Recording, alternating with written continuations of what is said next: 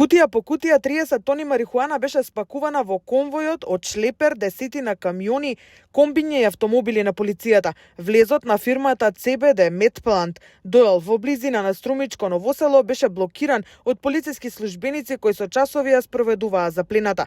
Првичните информации беа дека ќе се одземат 20 тони, но истражните органи пронајдоа дополнителни 10 тони марихуана која била складирана како отпад. За сега, неофицијално, марихуаната селектирана како ѓубре содржала поголем концентрат за да заврши во отпад. Пред 2 дена пак, во скопската фирма Алфа Фарм до Скопје, сместена во кругот на поранешниот хемиски комбинат Охис, беше заплената 9 тони марихуана и над 1300 шишиња недоработено масло од канабис. Според истрагата на полицијата, двете фирми се поврзуваат со заплената на 5 тони марихуана во соседна Србија. Во координација со Царинската управа и надлежната комисија за контрола на овој вид на дејност, од Министерството за здравство извршени се контроли во повеќе правни лица, чија основна дејност е одгледување зачински, ароматични и лековити растенија и растенија со употреба во фармацијата, а во координација со јавен обвинител од Основното јавно обвинителство за гонење на организиран криминал и корупција, се преземаат мерки и активности заради утврдување на фактите дали неодамна запленетата марихуана во Република Србија потекнува од нашата држава.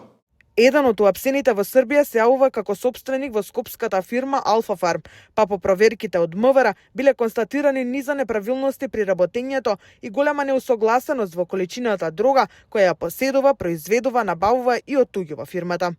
Со оглед на констатираните неправилности и по доставено известување од надлежен јавен обвинител од просториите на правното лице е подигната целосната количина на произведена марихуана.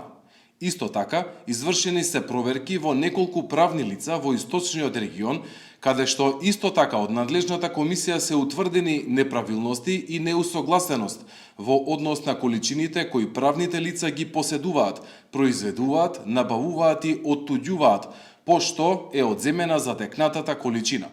CBD Medplant од Струмичко Ново село пак е втората фирма од каде се запленија 30 тона марихуана. CBD Medplant, според она што може да се забележи на влезот, е регистрирана на адреса село Борисово 3 во Струмичко Ново село како фирма за канабис за медицинска намена, производство и трговија. Како формален сопственик на компанијата во документацијата се јавува Христијан Котев, но според информациите од терен, реалната контрола над фирмата ја имал неговиот татко Тони Котев со прекар Мгџев.